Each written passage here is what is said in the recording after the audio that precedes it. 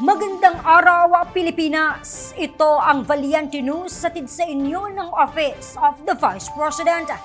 Sa tulong ng iba't ibang sektor na paglingkuran ng tanggapan ang libo-libong Pilipino sa iba't ibang ibayo ng bansa. Sa BARM, umabot sa mahigit 20 ang kabuuang bilang ng kanilang mga naging katuwang. Si Jera Gomez sa report. Nakarating na maging sa geographically isolated and disadvantaged areas ang mga programang sinimulan at mas pinalawak ni Vice President Inday Sara Duterte. Kabilang narito ang Medical Assistance Program. Kaagapay ang iba't ibang sektor, nakatulong ang OVP sa libo-libong Pilipino na nangangailangan ng tulong medikal. Inaasahan ng mga Pilipino na mananatili tayong tapat sa ating tungkulin sa kanila at sa ating bayan. Let me say that the power of collaboration to make things happen can only be put into play if all the actors involved, if all of us here fully dedicate, fully commit to honoring our social contract with the people.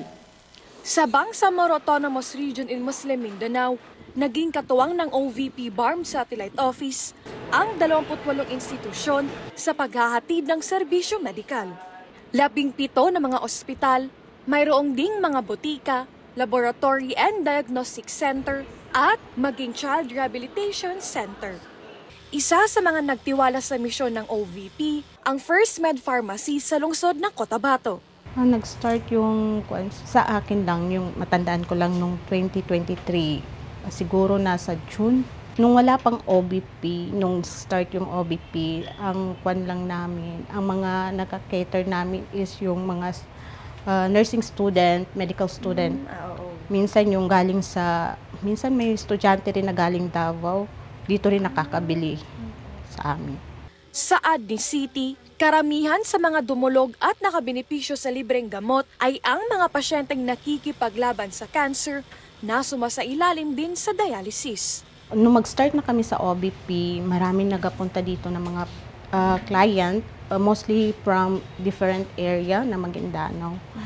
Like yung sa North UP, South UP, and then minsan sa may Kidapawan, lalo na yung mga dialysis patient. Para kay City, naging daan ang pakikipag-ugnayan ng OVP sa iba't ibang sektor upang mas mapadali ang pag-access sa mga Pilipino sa mga serbisyo ng gobyerno. Thank you na naging partnership kami. Napili nyo kami as one of your service provider, partner sa Cotabato City. Masaya kami na nakatulong kami sa inyo. Masaya kami na nakapag-partnership sa inyo para matulungan ng maraming kababayan nating Pilipino na nangangailangan ng tulong medikal. Sa datos mula sa OVP BARM Satellite Office, umabot sa mahigit 1,000 na mga Pilipino ang pinagkalooban ng libreng gamot sa pamamagitan ng nabuong partnership sa pagitan ng tanggapan at First Med Pharmacy. Mula rito sa Cotabato City, ako po si Jera Gomez, lahat para sa Diyos, bayan at pamilyang Pilipino. Valiente News.